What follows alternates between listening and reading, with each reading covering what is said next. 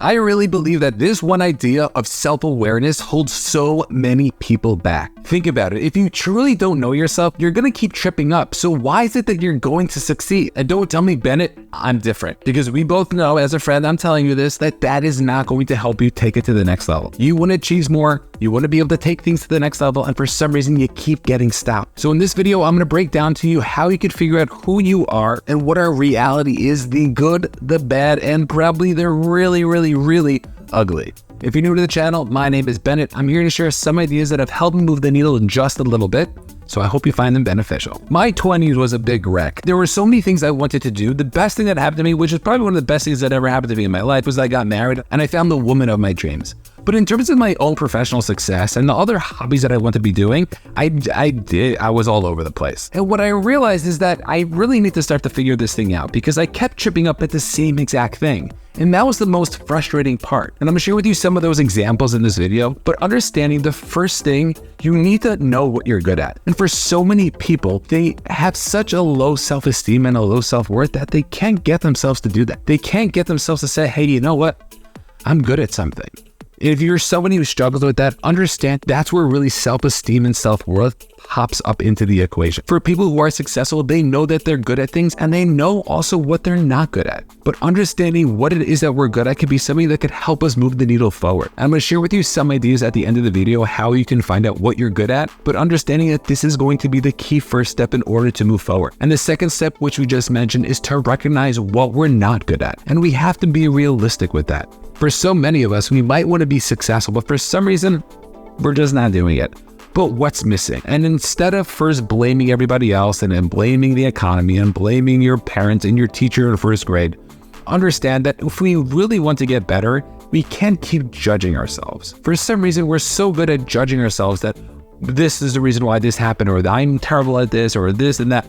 Like, stop it. Let's be realistic with where we are, and that's okay. It's like just how tall you are and how much you weigh is a specific number, and it could be bad and it could be good. But if you want to start losing weight, you have to know that number in order to start moving forward. Recognizing these things can be so key when it comes to the things that we want to achieve. Because if you think you should be good at business, but for some reason you keep messing up or you keep getting into bad relationships, recognize that those are things that you can start to figure out. But realize that those are things that you need to be working on. Become a student on recognize that you have the ability to change and to learn and to do things so differently when it comes to your own success. And once we know what we're not good at, what we have to now do is really just bridge that gap. Meaning if we are at point A and we want to get to point C, we got to fill it with point B.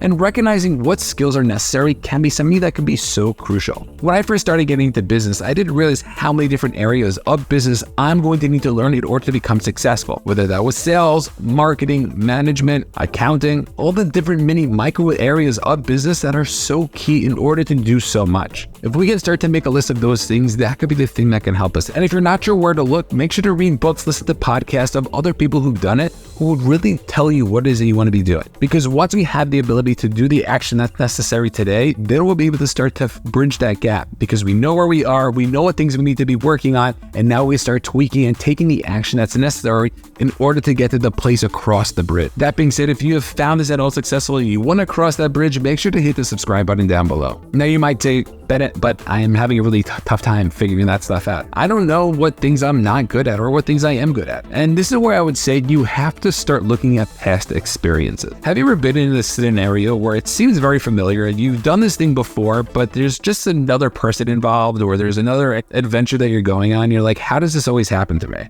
And what we have to realize is that that is feedback that life is giving you that you just don't get back. So for me personally, I remember when I used to date different people, I used to always get into relationships with people who were like mentally not stable. And after the third time that happened, I started to think about it. I'm like, this is probably something I need to work on. Or whether I would take a job and realize that after a couple of weeks, I just wasn't interested anymore, even though I was so gung-ho in the beginning. And this was just feedback that life was telling me, but it's something I never knew. And originally I would start to judge myself because I'm like, why am I not happy? Why is this girl thing not working out? Like, what's going on over here? And then I realized that I have to come in with more of a curiosity and understand what is going on with myself, why these things keep on happening.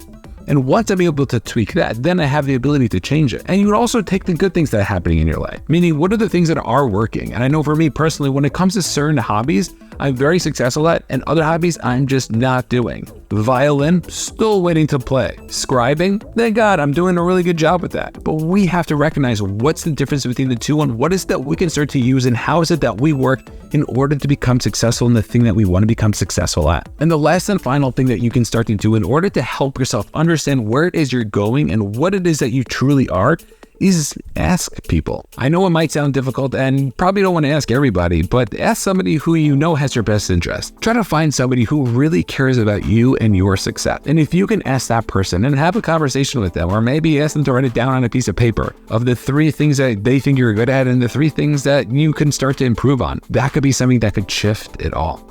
Because for so many of us, we get so stuck and we want to be doing so much more. And for some reason, we just can't get ourselves out of it. So what is it that we're doing to change that? And I feel you. If you're stuck and you're struggling, I want you to see that success, but to recognize that if you are ignoring the fact of where you truly are today, don't be more harsh. Come in with that curiosity. Understand that this life is something that we're going to constantly be looking and learning from throughout our days, is something that could change everything.